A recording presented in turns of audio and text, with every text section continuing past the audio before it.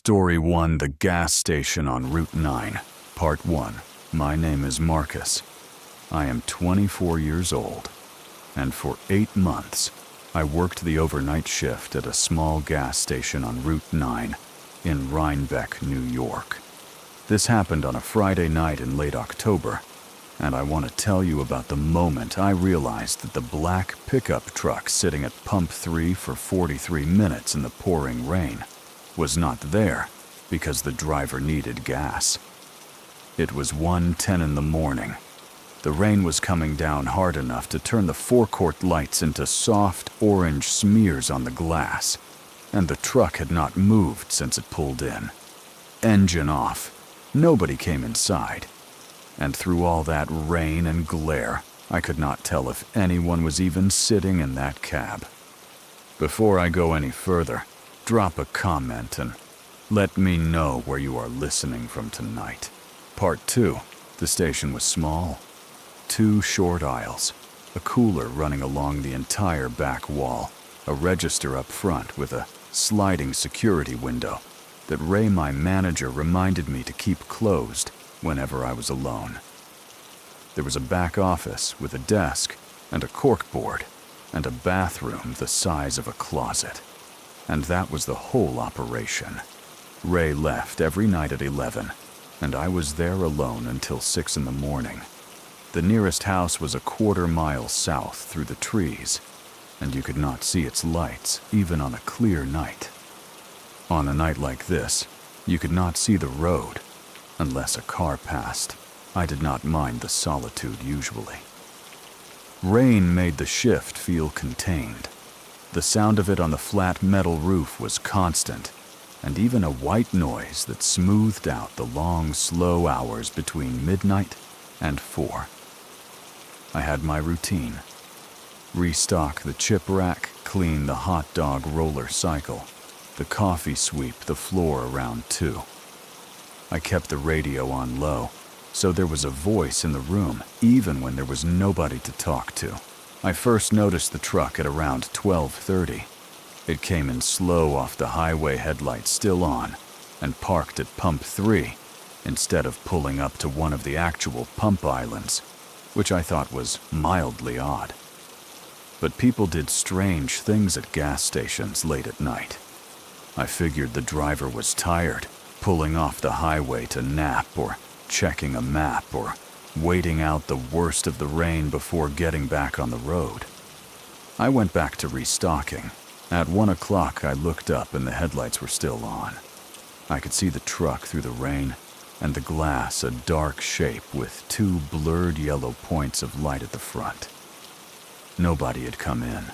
I squinted trying to make out the windshield, but the rain was too heavy, and the angle was wrong, and the forecourt glare bounced off everything. I could not tell you if there was 1 person in that cab or 3. By 1:10, I had looked up at it 11 times. I know because I counted at some point. Part 3. At 1:15, I decided to go check on it.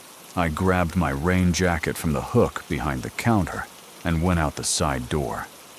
The cold hit me before I finished pulling the hood up, and the rain was loud on my jacket and on the asphalt and on everything. I crossed the forecourt with my head down and came up on the driver's side of the truck. The cab was empty. I stood there with rain running off my jacket and dripping from the cab's side mirror, looking through the glass. Nothing on the seats, nothing on the dash except a folded paper that might have been a receipt or a map, I could not tell. No bag, no coffee cup, no phone on the console, just an empty cab. And when I leaned close enough, the faint smell of cigarette smoke. The driver's door was unlocked. I did not touch it. I stood there for a moment, looking around the forecourt and the tree line, which was just a black wall in the rain. Nothing moved that I could see. I went back inside and locked the side door behind me. I called Ray. No answer. I left a voicemail telling him there was an apparently abandoned truck on the lot, and could he call me when he got this. Then I stood at the register and watched the truck and told myself there was a reasonable explanation. Car trouble. The driver caught a ride, an emergency phone call that took them somewhere on foot. These things happen. At 1:25, the headlights on the truck went off. I had not touched anything. No one had walked across my forecourt. 1 second, the lights were on, blurred and yellow in the rain, and the next second, they were off, which meant one thing. Someone was in that cab. Someone was sitting in the dark, in that truck in the rain, and they had just decided to turn the lights off. I stepped back from the window. Part 4. I stayed at the register.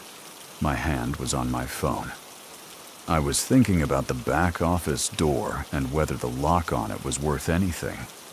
I had tested it once out of boredom, and it was a standard interior push-button lock, the kind that any reasonable force would push through without much effort.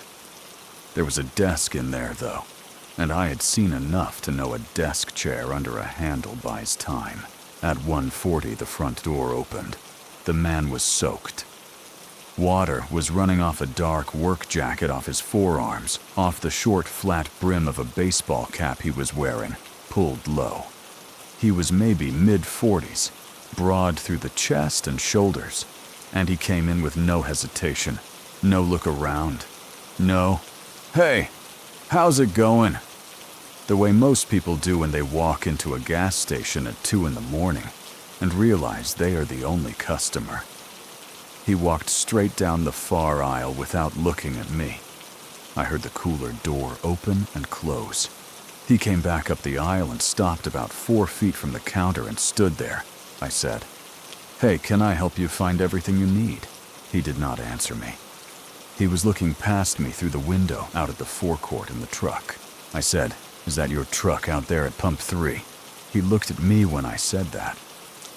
Just briefly, a flat look, no expression, and then he turned and walked back to the front door and pushed through it into the rain. I watched through the window. He walked to the edge of the forecourt, stepped off the asphalt into the wet grass shoulder of the road, and kept walking south until the rain swallowed him. I called Ray again. This time, Ray picked up groggy and irritated. I told him the whole thing. He told me to stay behind the counter and call the police if anything moved toward me, and he would drive out in the morning to check on the truck. Then he hung up. I pulled up the camera system on the register monitor. 4 feeds, 2 inside, 2 outside. I went back through the outside footage, rewinding slowly. I watched the truck arrive, watched it sit, watched nobody get out, which confirmed what I already knew.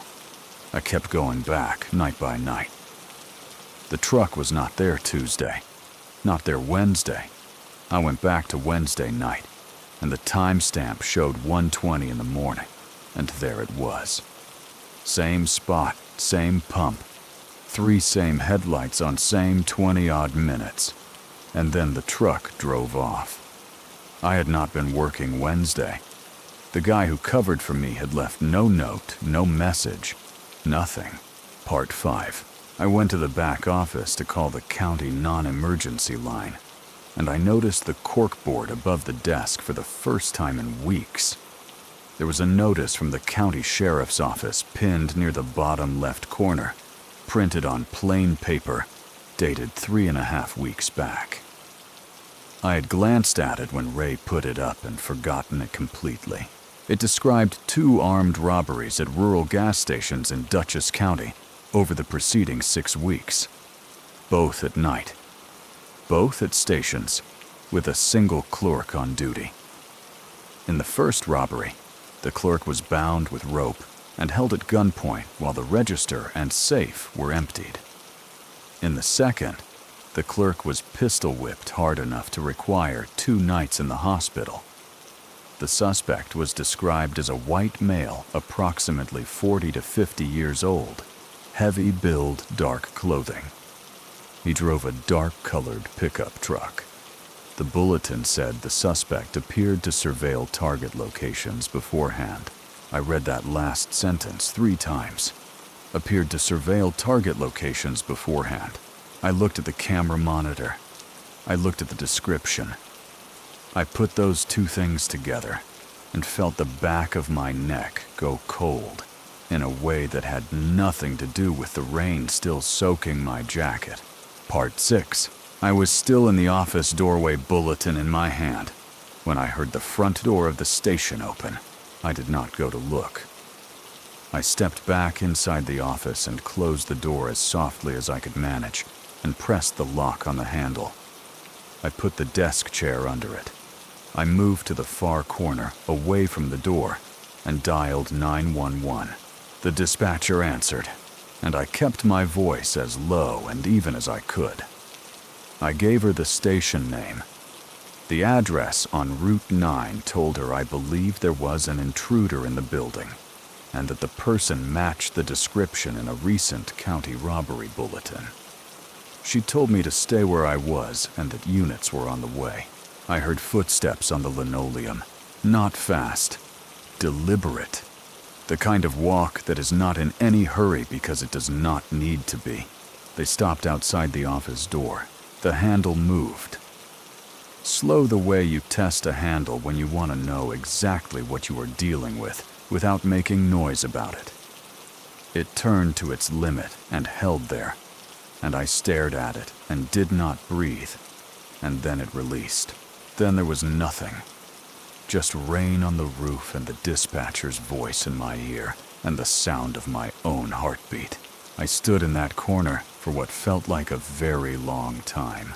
Part 7. The cruiser pulled up at 1:31. I heard it over the rain, the tires on wet asphalt.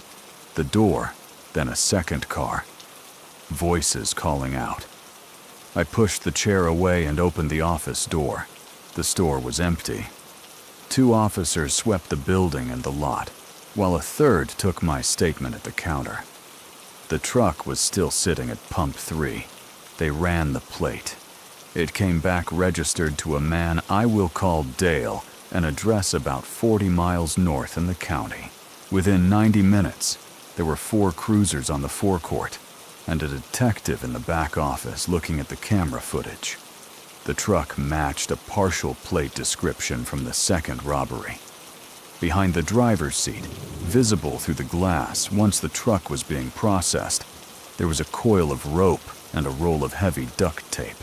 They located Dale at a highway motel about 12 miles north at 4:27 that morning.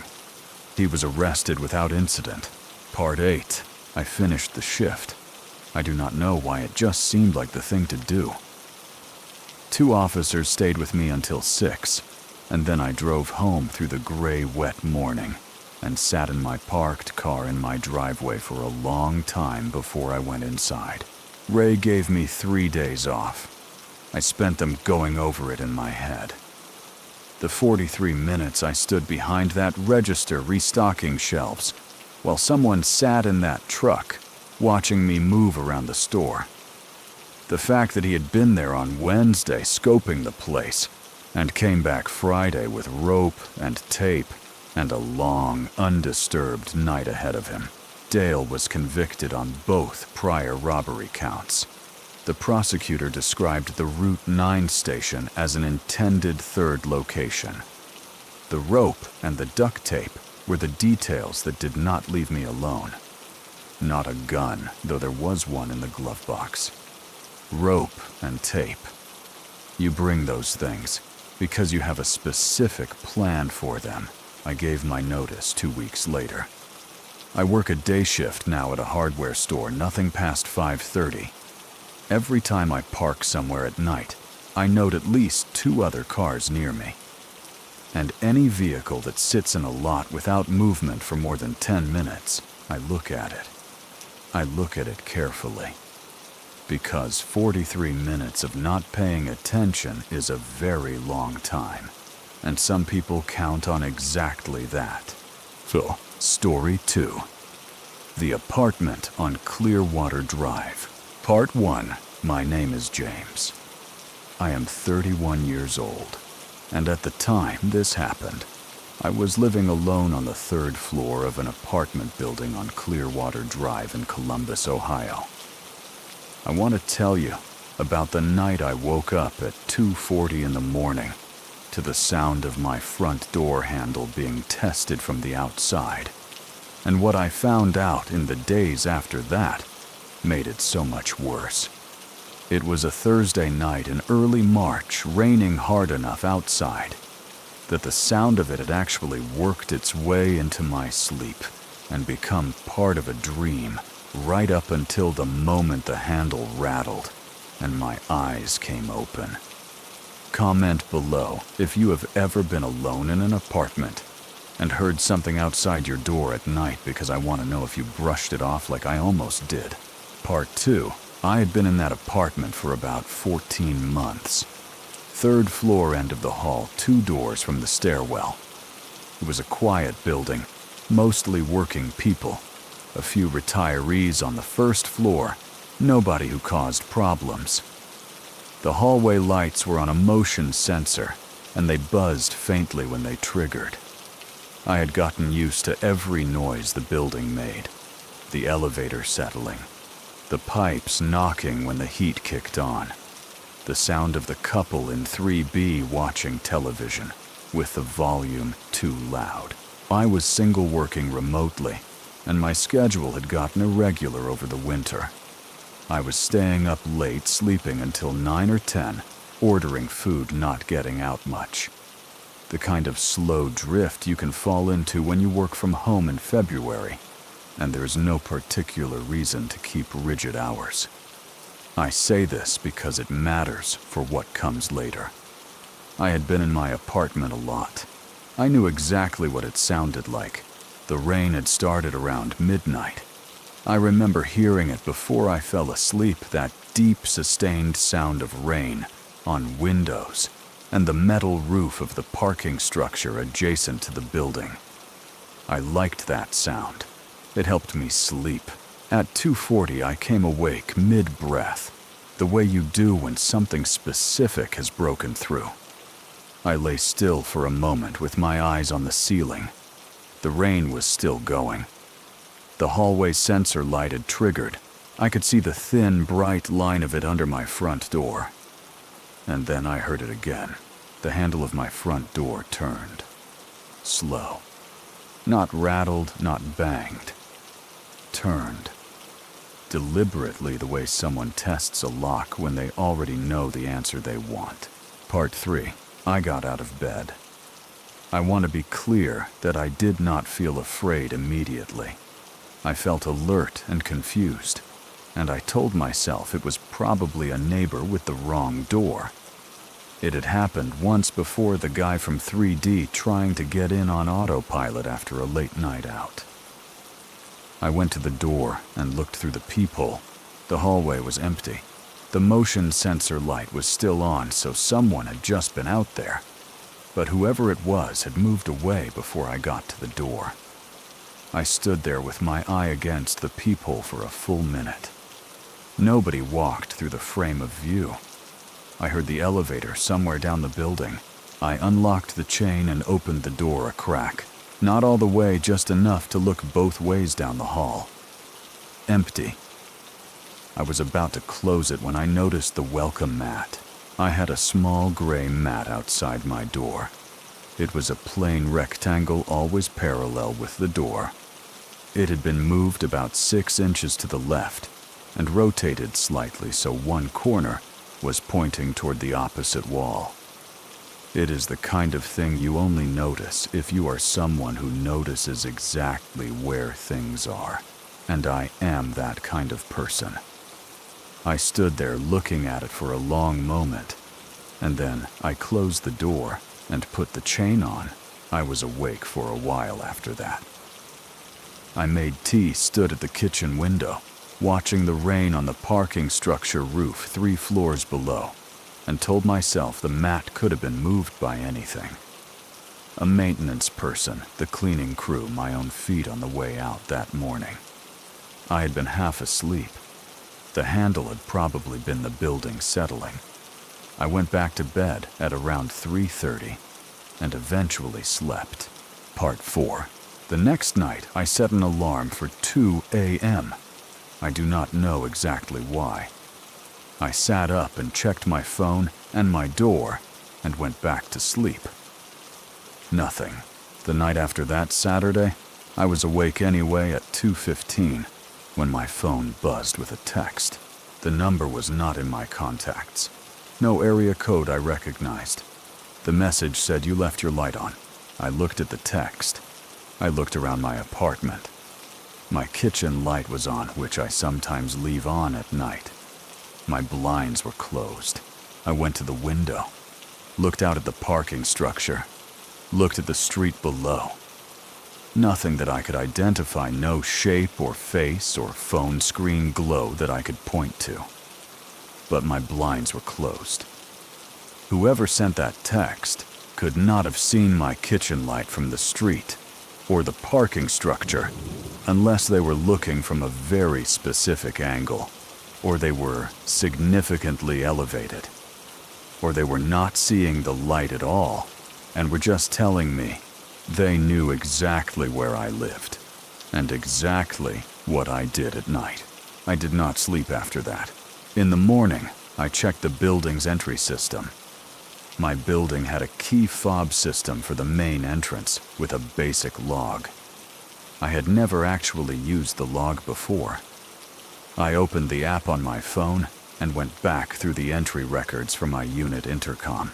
Someone had buzzed my unit at 2:14 a.m. on Tuesday, at 2:31 a.m. on Wednesday, at 2:07 on Thursday, the night I heard the handle, and at 2:22 on Friday, 4 nights, always between 2 and 2:30. I had heard or felt none of the first 3. Part 5. I called the building manager, a woman named Denise, first thing Monday morning. I showed her the log. She cross-referenced it with the main door entry records and told me that on each of those 4 nights, the front door had been opened either at the same time as the buzzes or within a few minutes after. Meaning whoever was buzzing my unit was also getting into the building. That is when the shape of this started becoming clear to me. I thought about the last 8 months.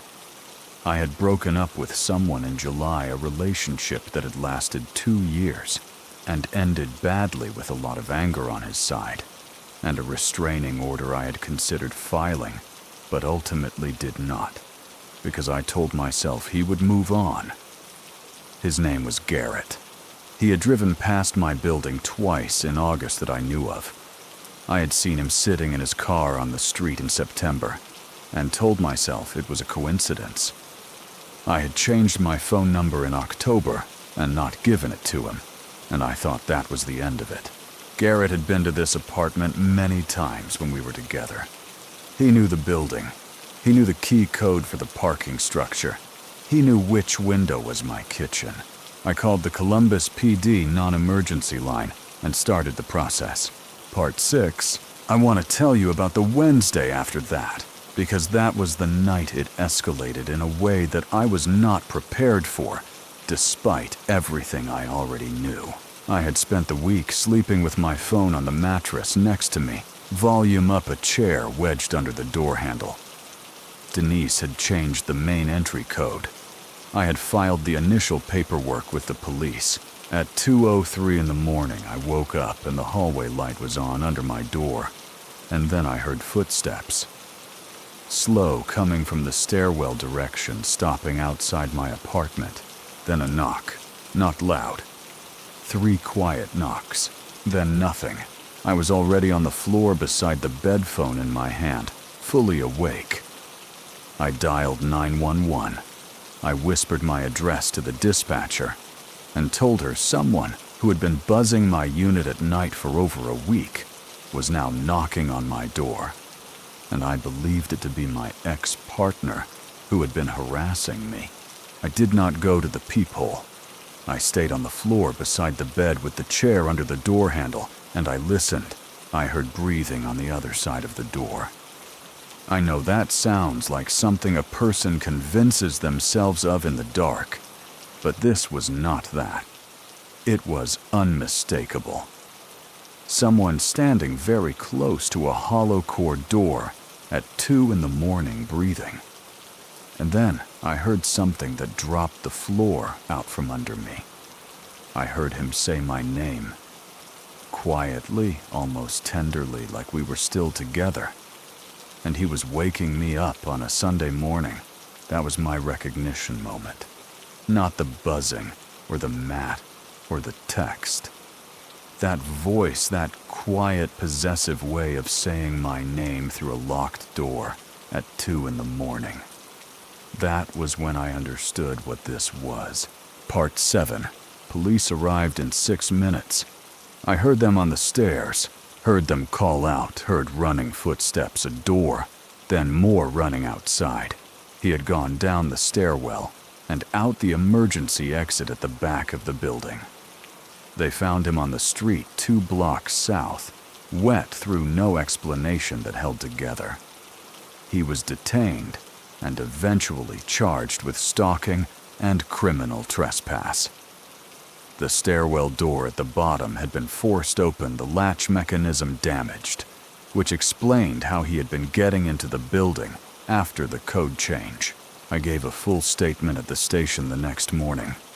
The detective told me the text had been sent from a prepaid phone, purchased at a grocery store 4 miles from the building. Part 8. I moved out 6 weeks later. I did not finish the lease. Denise let me out of it without penalty, which I appreciated more than I told her. The restraining order went through. Garrett entered a diversion program. I do not know what his life looks like now, and I do not try to find out. What I think about is the Tuesday, the first night he buzzed my unit. I was asleep and did not hear it. He stood at my intercom at 2 in the morning and buzzed my apartment, and I slept through it. And he stood there and eventually left. And then he came back Wednesday and Thursday. And Saturday, he sent that text to let me know he could see my window. And then Wednesday, again, he knocked on my door and said my name. That is not someone who is going to stop on their own. That is a pattern, and patterns like that only go one direction. I live somewhere else now. Ground floor this time, which my friends thought was a downgrade. I have a door, alarm, a chain lock, and a contact sensor on every window. I check the entry log on my phone every morning before I make coffee, and I never again ignored something that moved in the night. Story 3. The Hiking Trail at Dusk. Part 1. My name is Derek. I am 38 years old, and I have been hiking the trails outside Portland, Oregon, almost every weekend for the better part of 6 years. I want to tell you about an afternoon in November when I finished a solo hike in the rain and realized the man I had seen standing in the trees half a mile back had not been a hiker passing by and had not stopped following me. It was 5:50 in the evening, the light nearly gone, the trail completely empty in both directions, except for me and whoever that was.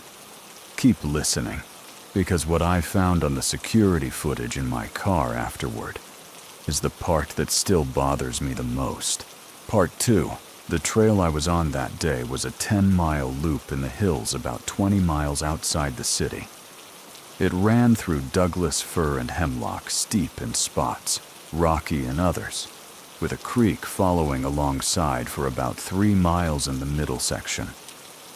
I had done this loop probably 30 times. I knew where the ground got soft after rain, where the roots crossed the trail, where you had to watch your footing on the descent. On a weekend in summer, the trail would have 30 or 40 other hikers on it at any given time. On a Tuesday or Wednesday in November, none. I had gone out that Saturday afternoon knowing rain was coming, but figuring I had enough time. I started at 3:15 from the main trailhead parking lot. There were 6 other cars when I arrived. By the time I finished the first 4 miles, The sky had dropped, and the rain had started. And when I turned around and looked down the trail behind me, I could see it emptying out. Hikers coming back the other direction with their hoods up, moving fast toward the lot. By mile 6, the trail was mine. I liked that, usually. The rain on the canopy, the trail to myself, the creek louder than usual, the whole thing feeling private and wild, in a way it did not on a sunny Saturday, with people moving past every 10 minutes. I was not worried.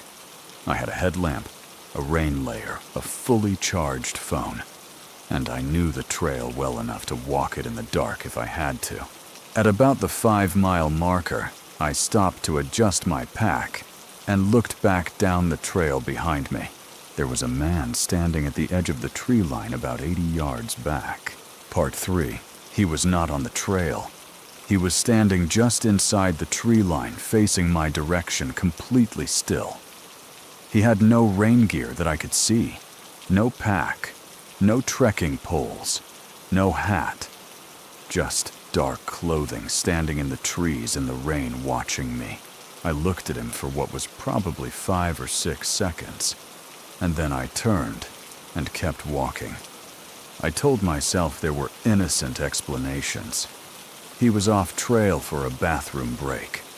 He had heard me coming and stepped aside.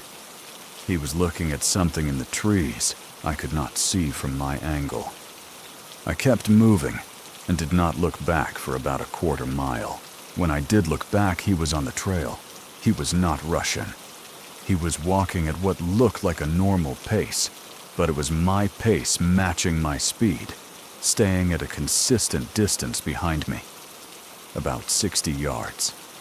I watched him over my shoulder for a full minute, and the distance did not change. When I slowed down, he slowed down. When I moved into a steeper section and naturally quickened, he did too. I moved off the main trail onto a side path. I knew a rougher cut that wound through thicker growth and added about a quarter mile before rejoining the main trail. It was not the kind of path someone took by accident or by habit. It was a deliberate detour. I came out onto the main trail and waited. He came out of the side path 40 seconds later. Part 4. That was not a coincidence. That was a decision. I picked up my pace.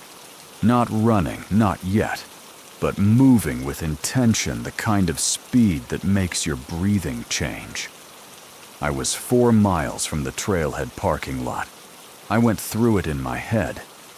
The trail from here descended for about 1.5 miles through open switchbacks, then entered a narrow ravine section with steep walls for roughly 3/4 mile, before opening back up for the final push to the lot. I did not want to be in the ravine with this man behind me. I was trying to think clearly about what to do. I had my phone. I thought about calling someone, but I was not sure what I would say or whether cell service would hold in the valley. I thought about stopping and directly confronting him, asking what he needed, but something about the way he moved stopped me from wanting to do that. He had not responded when I slowed. He had not called out to me. He had followed me off the main trail onto a path most people did not know about in rain, in the dark, with no gear.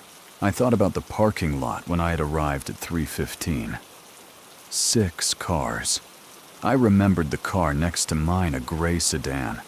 I remembered glancing at it because the driver was just sitting there. No movement, no phone in hand that I could see. Just sitting, looking forward. I had been mildly aware of it, and then I went to the trailhead and forgot about it. That had been almost 3 hours ago. Part 5. The light was failing fast. My headlamp was in the top pocket of my pack, and I reached back and found it without stopping. Rain was heavier now, coming down through the canopy in cold, irregular drops that found the back of your neck no matter how you wore your hood. I entered the ravine section at around 5:40. The walls rose on both sides, gray stone and dark root, the trail narrowing to about 4 feet across. The creek was louder here, running fast to my left, maybe 8 feet below the path. The sound filled the space and made it hard to hear anything behind me. I looked back. He had closed the distance. He was 40 yards behind me now, maybe 35, and he was moving faster than before. And I could see his right hand was held down at his side, not swinging the way it would naturally, held deliberately against his thigh. I was looking back over my shoulder when my right foot hit a root wrong, and I went down sideways. I caught myself on my hands, but my phone launched out of the side pocket of my pack, and I heard it hit the wet rock once, and then nothing. I looked over the edge of the path. The phone had gone down the slope into the creek below. I could not see it. I had about 8 seconds before the man behind me closed another 20 yards. I did not go after the phone. Part 6. I got up and ran. Not the panicked, stumbling kind of running. Controlled feet finding the trail arms forward. I knew this section. I knew exactly where the footing was bad and where it was solid, and I used that. I heard him behind me, his pace change. Heard him speed up. Heard his feet on the wet trail. The ravine ran for 3/4 of a mile, and then the walls dropped, and the trail opened onto a wide, flat stretch of about 2 miles to the parking lot. I came out of the ravine, and I did not stop. I ran the flat section. My chest was burning, and my pack was throwing my balance, but I kept moving. At some point in the last half mile, I realized I could not hear him behind me anymore. I did not stop to check. I did not look back. I ran the full 2 miles to the trailhead lot. There were 2 cars left. Mine and the gray sedan that had been parked next to me when I arrived. I got to my car and unlocked it, and got in, and locked all 4 doors. I was shaking not from cold, and I sat there for a moment, trying to breathe. Then I started the car, and drove toward the lot exit, and stopped at the ranger station kiosk at the entrance. The ranger on duty listened to me. He called it in immediately. Within 20 minutes, there were 2 county sheriff's vehicles on the trail. Part 7. I gave my statement in the warmth of the ranger station. I described the man, the route, the ravine, the distance. I described the gray sedan. I described the way he had held his right hand down against his thigh. Deputies found a folding knife on the trail in the ravine section in the mud just off the right side of the path, near where I had fallen. It had not been there long. The blade was open. The gray sedan was gone from the parking lot. I had not seen it leave. My car had a small dash cam I had installed earlier that year and almost never thought about. The ranger helped me pull the footage. The camera angle covered the front of my car and part of the adjacent spaces.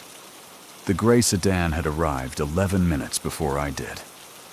The driver sat in it for the entire time. I was on the trail just over 2.5 hours before driving off about 15 minutes before I returned. You could not see the driver's face clearly in the footage, but you could see that the driver did not move for 2.5 hours, did not get out, did not look at a phone, just sat. That case is still open. The knife had no recoverable prints. The sedan plates came back to a rental, and the rental record was a dead end. I have never been approached by anyone who knew what happened that day, and the man on the trail was never identified. Part 8. I went back to the trail once in the spring on a busy Saturday with a friend who knew what had happened. I walked the ravine section in full daylight with 20 other hikers visible from where I stood, and I still felt it. That narrowing. Those walls. the sound of the creek making it impossible to hear behind you. I do not hike solo anymore.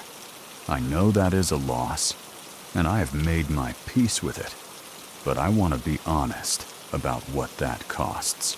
The dashcam footage is the thing I think about most. 2.5 hours of a man just sitting in a car waiting for me to come back off the trail. Which means the plan was not just about the trail.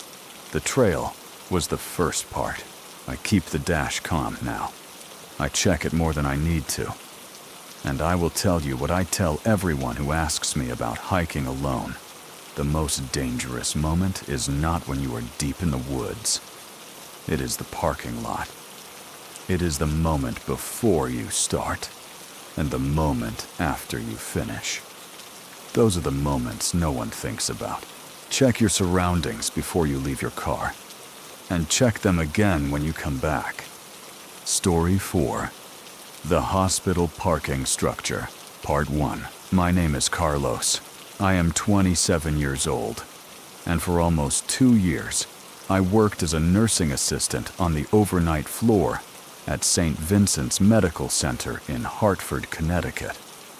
I want to tell you about the morning I finished a 12-hour shift and walked to my car on level 5 of the parking structure and found a note under my windshield wiper that said, "I have been watching you for weeks."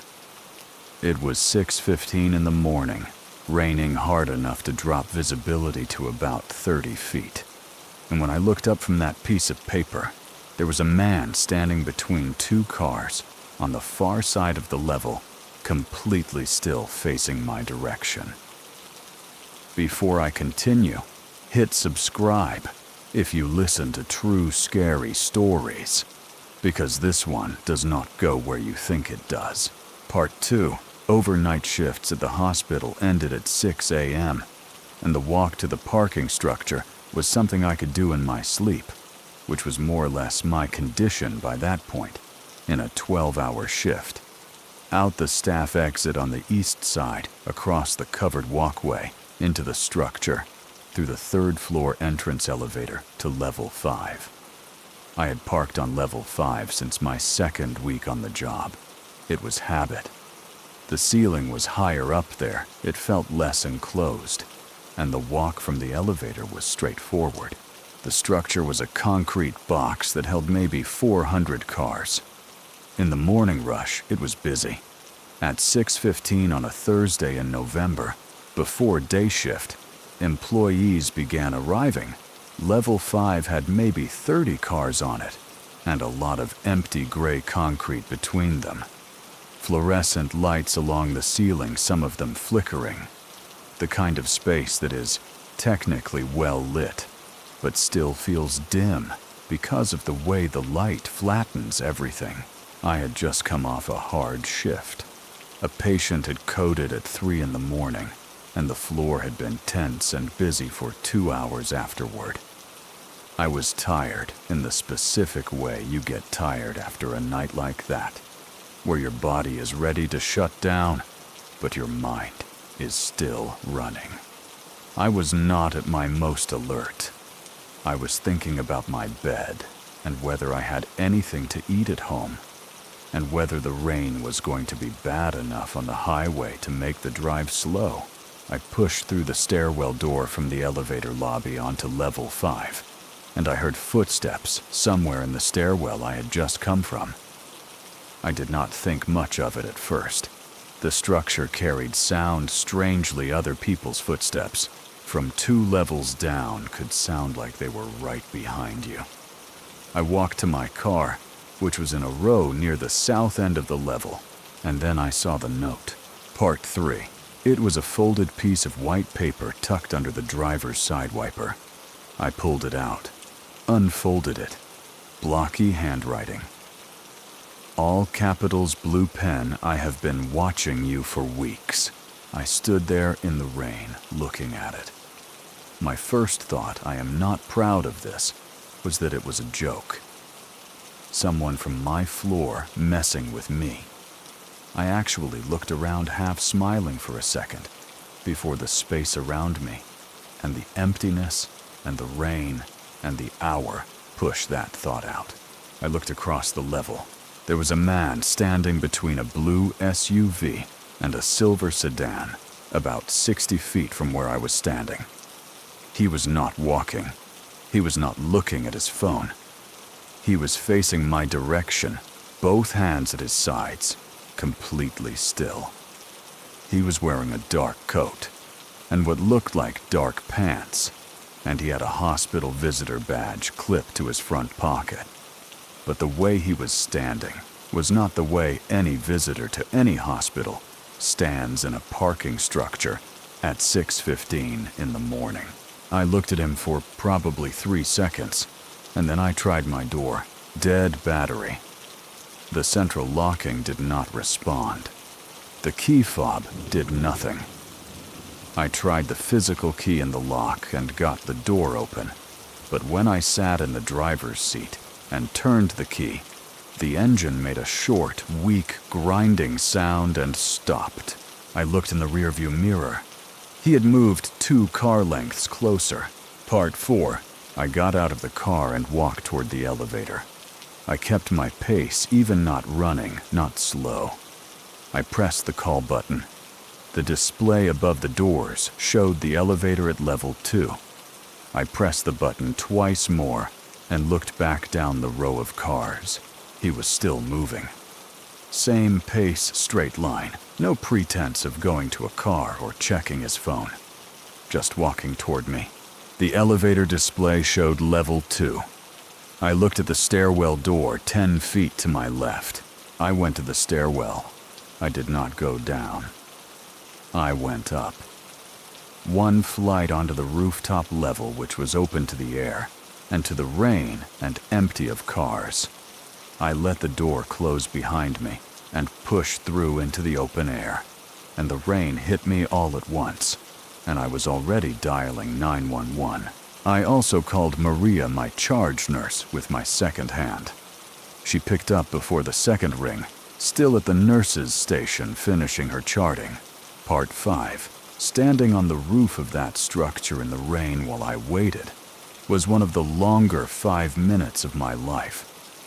The door to the stairwell was a heavy fire door, and I stood near it, but not in front of it, off to the side, watching the handle. The rain was heavy enough that I was soaked within 30 seconds. I could not hear anything below me over the rain. Maria came out of the rooftop access on the opposite side of the structure, the stairwell that connected to the hospital's sky bridge, and she had the hospital security officer with her. His name was Lou. He was about 50, and he moved quickly for his age. He came across the rooftop to me, while Maria stayed at the door. We went back down to level 5 together. The man was gone from where he had been standing. Lou swept the level with his flashlight. We found the visitor badge on the ground between the blue SUV and the silver sedan, right where the man had been standing. It had been pulled off its clip, not dropped off, pulled. I picked it up and read the name on it. Part 6. 3 weeks earlier, I had been coming out of the staff elevator on the ground floor, and I had noticed a man in the waiting area who had been there at the end of my previous shift 9 hours before. He was sitting in the far corner, watching the staff exit, not looking at his phone, not reading, not sleeping the way people sleep in hospital waiting areas, just sitting and watching. I mentioned it to the security desk, told the officer on duty that I had seen the same man in the same seat, twice in 9 hours both times, watching the staff exit. The officer told me he would keep an eye on it. The name on the visitor badge I was holding was the same name I had given to security that day. Lou confirmed it. He went back to the security office and pulled the visitor logs and found the name had come through the main entrance 17 times over the preceding 4 weeks. 17 visits. The patient he was supposedly visiting had been discharged after his second visit. Lou checked the reporting log from the day I had flagged the man to the security desk. There was no entry. The officer I had spoken to had not logged my report. Part 7, Hartford PD, arrived within 8 minutes of my 911 call. They took my statement in the security office on the ground floor while my clothes dried, and Maria brought me coffee. The detective I spoke to asked me to describe every time I had seen this man at the hospital. I came up with 5 separate instances over 4 weeks, all of them at the end of my shift, all involving him near or watching the staff exit. They pulled his visitor log entries and cross-referenced them with security camera footage at the main entrance. He had been logging in as a visitor to the hospital under a false name, connected to a real patient, the same patient repeatedly, even after that patient had gone home. The camera footage showed him arriving most evenings between 5 and 6, staying until 6:30 or 7, always in proximity to the areas where night shift staff exited. They identified and arrested him within 48 hours. He had, according to the detective who called me, been keeping a log, a physical notebook. Names, shift times, vehicle descriptions, parking levels, exit routines. 3 female nursing staff members from the overnight floor were in it. I was one of them. He had 17 pages on my schedule alone. Part 8. The hospital conducted a full review of its security protocols. The officer who had not logged my initial report no longer works there. New procedures were put in place, requiring all visitor log anomalies to be flagged and all security concerns from staff to be entered and reviewed within 24 hours. I transferred to a different hospital, a different shift, a different parking situation entirely. I was not asked to leave, and I was not pushed out. I chose it because I could not walk into that structure alone again, and I could not keep working a job that required me to walk to a car in the dark at 6 in the morning. Maybe that makes me a different person now. I think it does. What I keep coming back to is the notebook. 17 pages on my schedule, my shift, times my car, my parking level, what I wore, what time I left. He had been building a picture of my life without my knowledge for over a month, and the one time I noticed something wrong and told someone about it, nothing happened. I told a security officer, and nothing happened. You have to be the person who follows up.